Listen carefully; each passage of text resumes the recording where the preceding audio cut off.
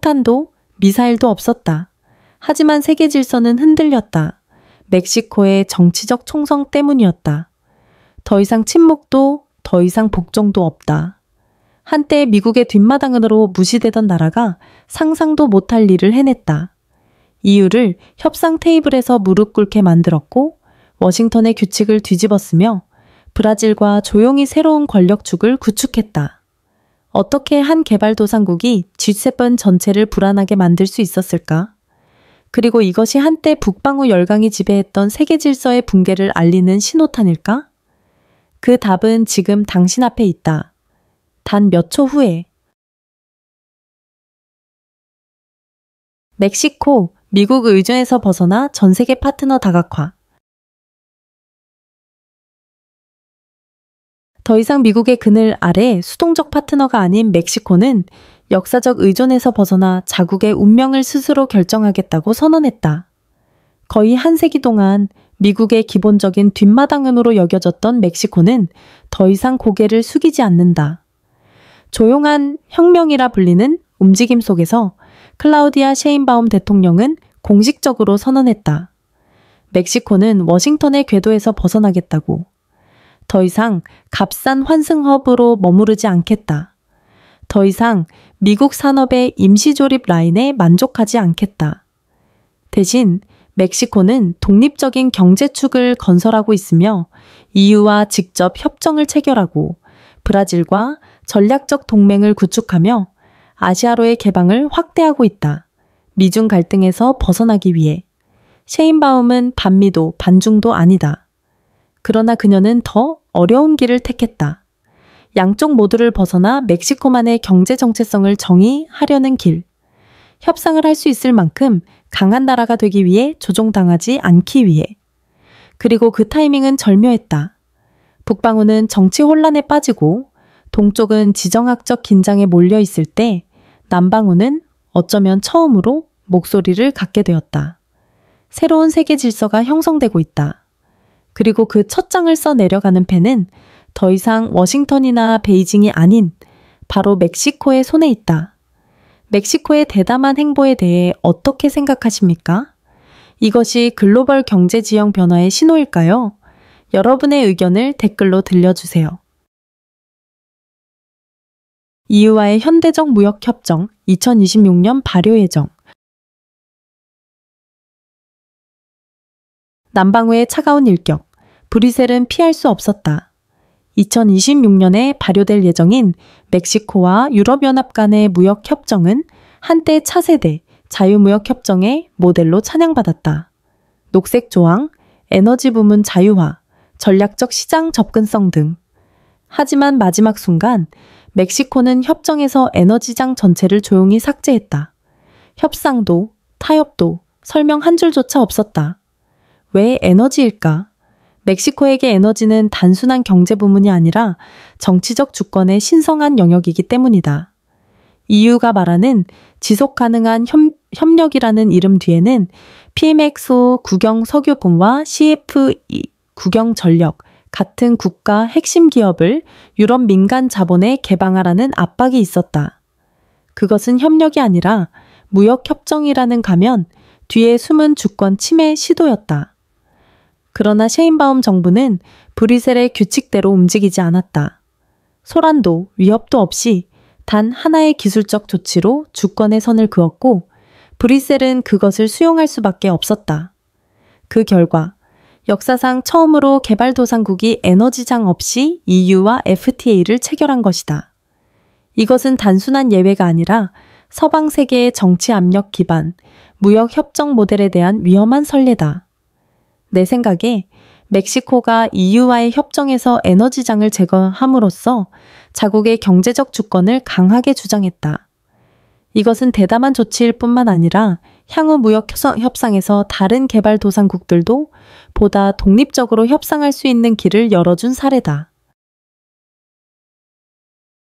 에너지 주권 수호, EU, 결국 물러서다.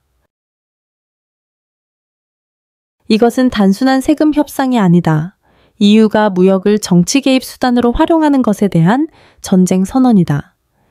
2026년에 발효 예정인 멕시코와 유럽연합 간의 무역 협정에서 언뜻 사소해 보였던 한 가지 조치가 브뤼셀에 충격을 주었다. 멕시코가 최종 협정문에서 에너지 조항을 전면 삭제한 것이다. 그 이유는 명확하며 매우 정치적이다. 브뤼셀은 상품뿐만 아니라 인프라 개방, 에너지 부문의 투명성 확대, 녹색 전환 의무 이행 등까지 포함된 차세대 FTA를 원했다. 그러나 멕시코는 선을 그었다. 에너지는 주권이며 국가 권력의 상징이다.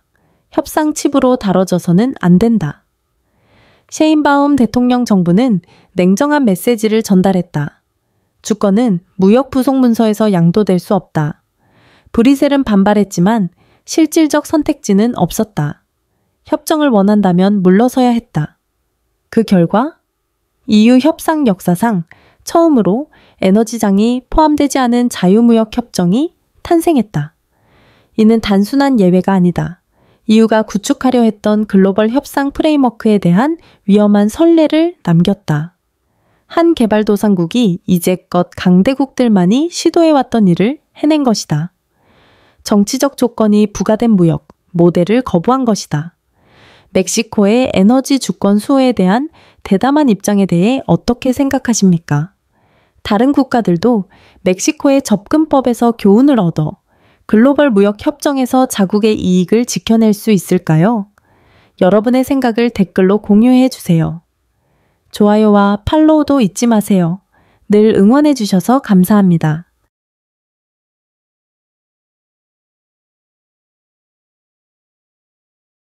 트럼프 행정부와의 긍정적 대화가 관세 충격을 피하게 하다. 도널드 트럼프가 미국 우선주의라는 기치 아래 익숙한 전략을 들고 돌아왔다. 관세를 무기로 무역 파트너들을 굴복시키려는 전략. 그는 전략적 수입품, 철강, 알루미늄, 자동차 등을 겨냥해 관세 제국가를 위협하며 미국 제조업 보호 산업 유권자 공략, 선거 전 협상 지렛대 확보를 노렸다. 하지만 그의 첫 임기와 다른 점이 하나 있다. 멕시코는 더 이상 쉬운 표적이 아니다. 클라우디아 셰인바움 대통령 하에 멕시코는 대립을 택하지 않았지만 그렇다고 무조건적인 양보도 하지 않았다. 압력에 굴복한 다른 국가들과 달리 멕시코는 트럼프의 규칙에 따라 움직이되 더욱 날카로운 전략으로 대응하는 직접적이고 실용적인 대화를 선택했다. 그리고 결과는 명확했다. 다수 국가가 보호 관세의 귀환을 우려할 때 멕시코는 철강에서 자동차 부품, 알루미늄에 이르기까지 주요 수출품 대부분에 대해 0% 관세율을 유지했다. 이는 트럼프가 입장을 바꿔서가 아니라 멕시코가 미국 정치 시스템 내부의 균열을 교묘히 활용해 협상했기 때문이다. 의회 내 정당 간 갈등부터 인플레이션 및 가격 상승에 대한 미국 기업들의 우려까지 멕시코는 역압박, 리버스 프레셔 전략을 워싱턴 한복판에서 구사했다. 이것이 우리에게 말해주는 바는 무엇인가? 멕시코는 더 이상 USMCA의 약한 고리가 아니라는 것이다. 이제 멕시코는 독립된 정치 세력으로 부상하고 있다. 유연해야 할 때와 강경해야 할 때를 알고 가장 중요한 것은 초강대국과 대등하게 협상할 줄 아는 능력을 갖췄다는 것이다. 이 변화는 북미에서 조용한 힘의 재균형을 보여준다. 과거에는 미국의 조건을 모두 수용해야만 공급망을 유지할 수 있었던 멕시코가 이제는 자국의 조건을 설정할 수 있는 강국으로 거듭난 것이다. 셰인바움 대통령이 핵심 산업을 보호하면서도 트럼프와의 대화를 유지하고 언론전을 피하는 방식은 멕시코가 정치적 성숙기의 새로운 시대에 들어섰음을 의미한다. 미국이 경기 침체에 빠졌지만 멕시코는 흔들리지 않는다. 미국이 처음으로 경기 침체의 신호를 보냈다. 그러나 놀랍게도 그 남쪽 이웃나라는 충격을 피했을 뿐만 아니라 경제적 요새처럼 굳건히 서 있다. 2025년 1분기 미국 경제는 0.3%의 마이너스 성장률을 기록했다. 고물가, 고금리, 투자 감소가 원인이었다. 워싱턴에서 벌어지는 상황은 익숙한 위기의 전형이다. 성장 둔화, 실업 증가, 시장 신뢰 하락. 하지만 멕시코는 전혀 다른 이야기를 들려준다. 세계가 불안정한 가운데 멕시코 경제는 연점 0.8% 성장했고 실업률은 안정적으로 낮은 수준을 유지했으며 인플레이션도 역내 대부분 국가보다 잘 통제되었다. 무엇이 이처럼 드문 차이를 만들었을까? 미국은 후퇴하고 멕시코는 성장하는 이 상황? 그 해답은 운이 아니라 정치에 있다. 클라우디아 셰인바움 대통령하에서 멕시코는 감정적으로 반응하거나 대중을 달래기 위한 미봉책을 펼치지 않았다. 대신 정부는 플랜 멕시코라 불리는 전면적인 경제 방어 전략을 시행했다. 국내 생산 구조 재편과 글로벌 공급망 의존 축소에 초점을 맞춘 정책이었다.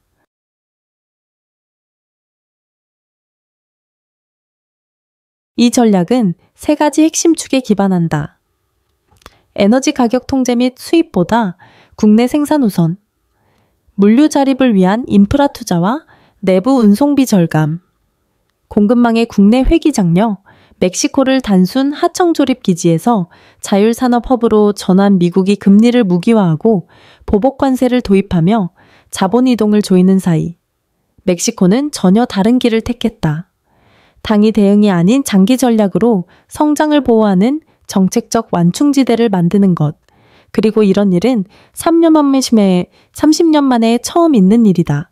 처음으로 멕시코의 성장이 미국과 분리되어 나타났으며 이는 새로운 경제 모델의 기반을 구축하고 있다. 워싱턴을 중심으로 돌던 과거에서 벗어나 멕시코를 북미의 독립적 경제축으로 삼는 시대가 시작된 것이다. 브라질과의 협력, 경쟁 아닌 상호 보완. 이것은 단순한 무역 협정이 아니다. 이것은 지정학적 선언이다.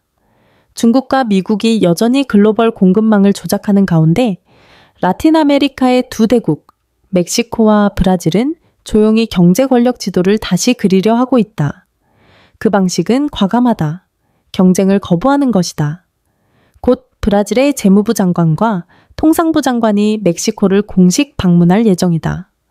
겉으로는 산업 협력에 대한 논의지만 그 이면에는 더 깊은 야망이 있다.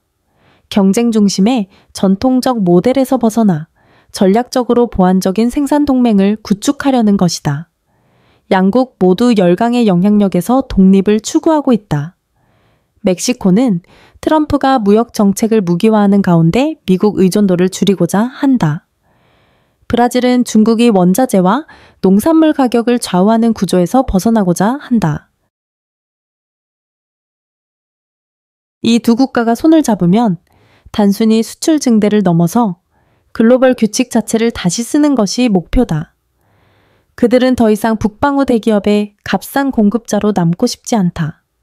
그들은 가치 사슬을 통제하고 자체 표준을 설정하며 오랫동안 뉴욕, 프랑크푸르트, 상하이 같은 금융 중심지에 흡수되었던 부가가치를 직접 보유하길 원한다. 문제는 다음과 같다. 유엔 안보리 상임이사국도 아니고 IMF의 통제권도 없는 남방우 두 나라의 동맹이 과연 현 무역 질서를 뒤집을 수 있을 만큼 강력할까? 만약 그들이 성공한다면 멕시코, 브라질 축은 글로벌 모델이 될 수 있다. 그리고 이것은 경쟁 논리에 쪼개지던 개발도상국들이 보안 전략으로 단결해 워싱턴과 베이징 모두에 도전하는 새 시대의 길을 열 수 있다. 이것은 단순한 경제 실험이 아니다. 이것은 북방우 중심 질서 이후의 세상을 시험하는 실험이다. 개발도상국의 목소리가 더 이상 무시당하지 않는 세계를 향한 첫걸음이다. USMCA 체제 내 세제 정책 조정. 치밀한 협상 전략을 통해 멕시코는 미국과 캐나다 모두를 USMCA 무역 블록 내에서 게임의 규칙을 바꾸도록 만들었다. 기존에는 메이드 인 USA 제품에만 세제 혜택이 주어졌지만 멕시코는 획기적인 조항을 관철시켰다.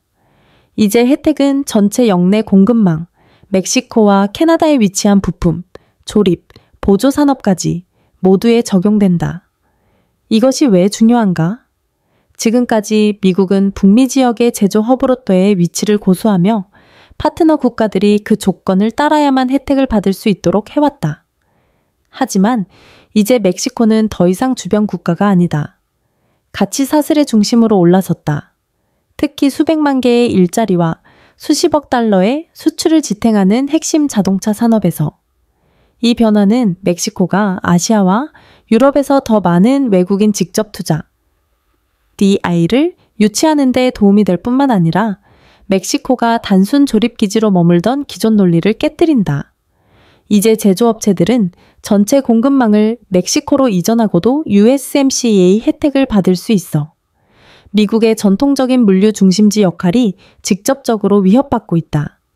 이는 진정한 정치적 승리다. 개발도상국이 세계 최대 무역 블록의 규칙을 스스로의 조건에 맞게 바꾸게 만든 것이다. 셰인바움은 단순히 협상하는 것이 아니다. 그녀는 USMCA 내부의 권력 구조 자체를 재작성하고 있다. 무보험 아동을 위한 복지 확대.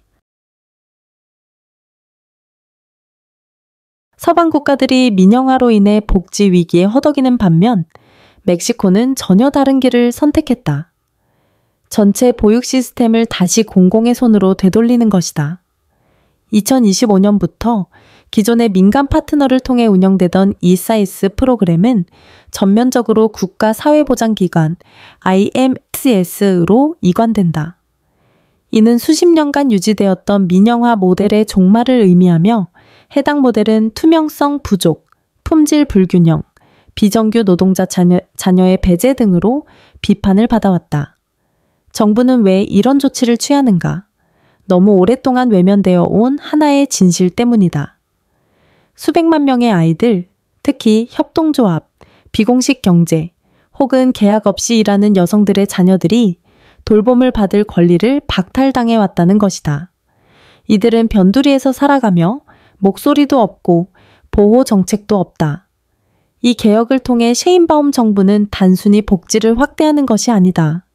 돌봄은 가격표가 붙어서는 안 되며 민간 이윤에 맡겨질 수 없다는 강력한 메시지를 보낸 것이다. 이 조치는 가장 취약한 계층을 보호하는 데 있어 국가의 역할을 재확인하는 정치적 선언이며 이는 많은 북방구 민주주의 국가들이 점점 포기하고 있는 영역이다. 멕시코는 또다시 시대의 흐름에 역행하고 있다. 그러나 어쩌면 이번에는 올바른 선택일지도 모른다. 멕시코의 과감한 사회복지 개혁에 대해 어떻게 생각하십니까? 다른 국가들도 멕시코의 모델에서 시민 권리 보호의 교훈을 얻을 수 있을까요? 여러분의 의견을 아래의 댓글로 공유해 주세요.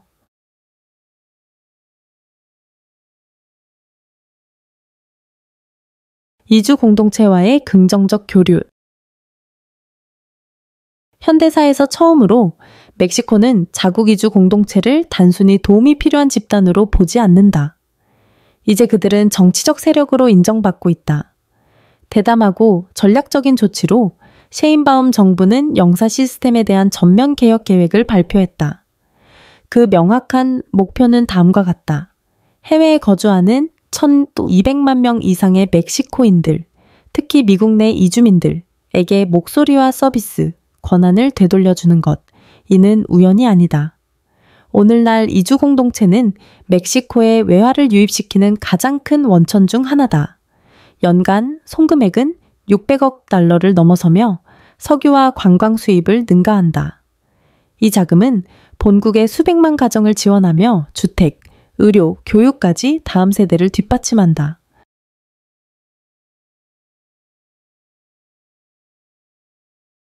그러나 지금까지 그들은 진정한 정치적 대표성을 가져본 적이 없다. 영사관은 관료적이고 느리며 특히 불법 체류자들에 대해서는 무관심하다는 비판을 받아왔다. 이제 상황은 바뀌려 한다. 정부는 영사 인사 시스템 전반을 재편하고 무능한 직위를 폐지하며 기록을 디지털화하고 이주 공동체를 의회 내에서 공식적으로 존중할 계획이다. 문제는 더 이상 여건이 아니다. 그것은 정치적 대표성이다. 멕시코는 새로운 정치 모델을 실험하고 있다. 시민권이 지리적 경계에 묶이지 않고 이주는 더 이상 인도주의 문제가 아니라 하나의 투표 집단이며 초국가적 권력 기반으로 인정받는 모델이다.